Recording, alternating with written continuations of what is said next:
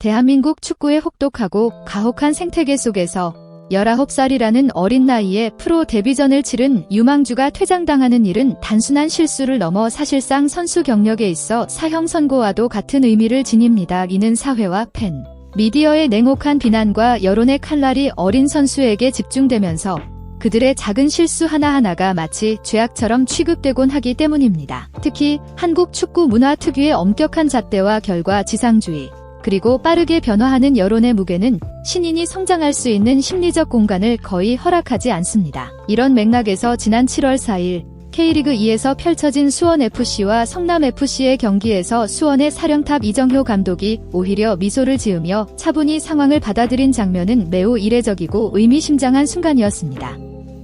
대부분이라면 퇴장과 같은 불리한 상황에서 패배를 예상하며 초조함과 걱정에 휩싸였을 법한데 감독이 밝은 표정을 지을 수 있었던 이유는 무엇일까요? 그 비밀은 퇴장에 따른 벌금을 오히려 승리 축하금으로 부르는 이른바 철저한 규율과 조직력, 그리고 선수단 내에 구축된 신뢰와 심리적 안전장치에 있습니다. 우선 이번 경기는 단순히 승점 3점을 두고 다투는 경기 이상의 의미를 지녔습니다. 수원FC와 성남FC 간의 K리그 26라운드는 이정효 감독이 설계하고 구축하려는 새로운 축구 시스템이 실제 경기 현장의 극한 압박 속에서 어떻게 구현되고 작동하는지를 검증하는 매우 중요한 시험대였습니다. 특히 수비진에서 2007년생이라는 매우 어린 신예 수비수 모경빈이 전반 33분 두 번째 경고 누적으로 퇴장당하면서 수원은 경기 초반부터 수적 열세에 직면했습니다.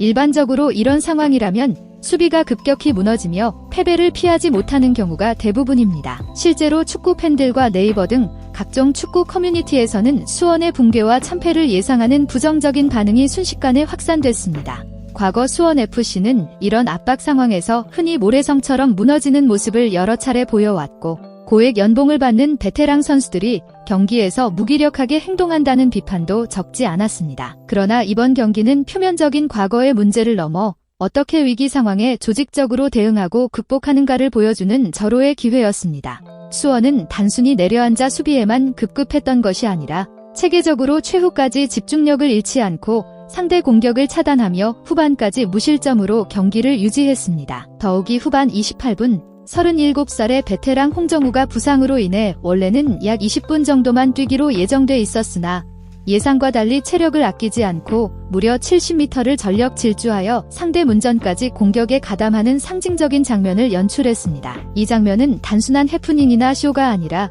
이정효 감독이 선수들에게 부여한 극한의 유연성과 전술적 자유도가 실전에서 완벽하게 구현된 사례였습니다. 지친 베테랑 수비수가 공격 최전선까지 올라가 공격 기회를 만드는 모습은 단순히 한 개인의 열정이 아니라 잘 조직된 시스템과 선수 간 신뢰가 만들어낸 결과임을 명확히 보여줍니다. 이러한 체계적이고 탄탄한 조직력과 심리적 안정감이 있었기에 수원 선수들은 퇴장과 체력적 한계 속에서도 흔들리지 않고 승리를 쟁취할 수 있었습니다. 특히 주목할 점은 수비진을 구성한 베테랑 홍정우 1989년생과 신예 모경빈 2007년생 사이에 존재하는 딱 18년이라는 세대 차이입니다. 이 두 선수는 단순히 나이만 다를 뿐 아니라 명문 메탄고 출신이라는 공통 배경을 공유합니다. 이는 한국 축구에서 흔히 나타나는 세대 간 단절이 아닌 풍부한 경험과 신선한 패기가 조화롭게 어우러진 건강한 세대 교체의 상징이기도 합니다. 과거에는 어린 선수들이 한두 차례 실수만으로 혹독한 비난을 받고 팀을 떠나는 비극이 반복됐지만 수원FC는 이런 부정적인 역사를 반복하지 않기 위해 보이지 않는 곳에서 철저한 준비와 정신적 지지 체계를 구축해 나가고 있습니다.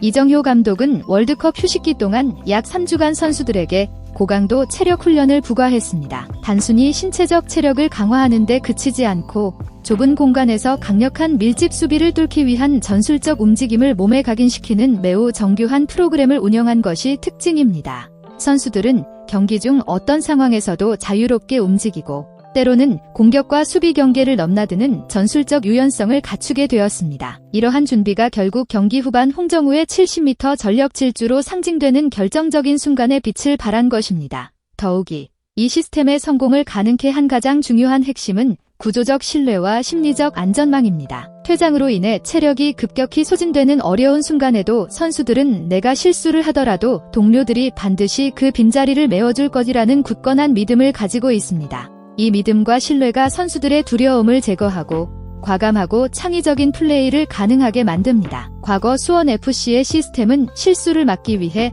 안정적인 수비 위주의 축구에 갇혀 있었으나 이정효 감독이 구현한 새로운 패러다임은 실수를 성장의 디딤돌로 삼는 진취적인 축구로 진화했습니다. 또한 이 시스템의 성공은 단순한 전술적 혁신뿐 아니라 책임감과 심리적 안전지대라는 것이적 설계가 뒷받침되었기에 가능한 결과입니다. 이정효 감독은 선수들에게 경기장에서 절대 비겁하게 물러서지 말고 모든 상황에 정면으로 맞서라고 강조합니다.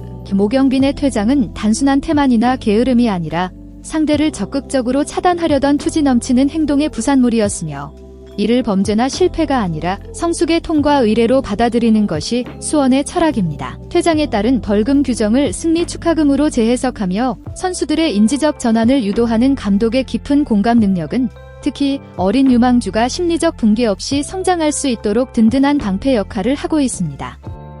나아가 수원의 조직 문화는 경험 많은 베테랑과 젊은 선수 간의 유기적인 지식 이전과 정서적 지지에도 큰 힘을 쏟고 있습니다. 부상 상태였던 홍정우가 후배의 공백을 메우기 위해 예정된 출전 시간을 앞당겨 뛰었고 그라운드에서 45분을 온전히 헌신한 후에는 후배에게 따뜻한 포옹과 격려를 건넸습니다. 이런 모습은 단순히 전술판에 표시되지 않은 가장 위대한 무형의 가치로 과거 고액 연봉만 받으며 은퇴를 기다리던 리조트 클럽 같은 분위기를 완전히 탈피한 강철 가족 공동체로서 수원의 체질 개선을 보여주는 대표적 사례입니다. 이러한 건강한 조직 구조와 체계는 대한민국 축구 상층부의 무책임한 시스템과 비교했을 때 그 차이가 극명합니다. 얼마 전 있었던 2026년 6월 북중미 월드컵 남아프리카 공화국전 패배 후 대표팀 감독이 무더운 기후 환경 탓을 하며 변명을 늘어놓던 모습과는 전혀 딴판입니다. 이정효 감독은 매 경기 팬들에게 실망을 안겨줄까 봐 오히려 당황스럽고 두렵다고 솔직히 말하며 팬들과 함께 문제를 극복하려는 자세를 보여줍니다. 대표팀 상층부가 무능을 핑계로 환경적 요인이나 여론을 탓하는 현실과 달리 수원 지도자는 지지하는 이들을 시스템 혁신의 동력으로 삼고 있는 것입니다. 반면 상층부의 무책임한 태도는 선수들을 억압하는 심리적 우를 형성하며 누구도 책임을 지려 하지 않는 악순환의 고리를 만들고 있습니다. 수원은 오히려 실패할 자유를 보장함으로써 더 완벽한 조직력을 구현하며 이는 구시대적 카르텔에 갇힌 국가대표팀이 반드시 배워야 할 가장 중요한 교훈입니다.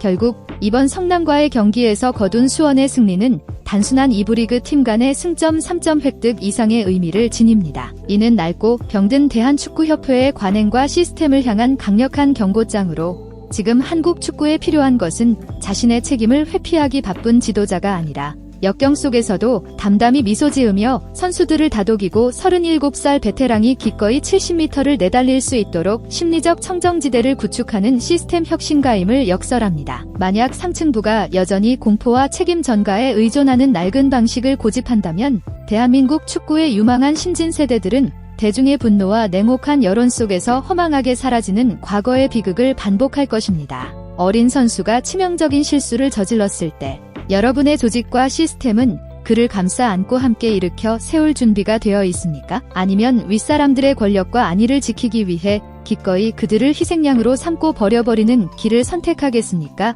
시청자 여러분, 이 문제에 대한 여러분의 깊은 생각과 의견을 아래 댓글로 공유해 주시기 바랍니다.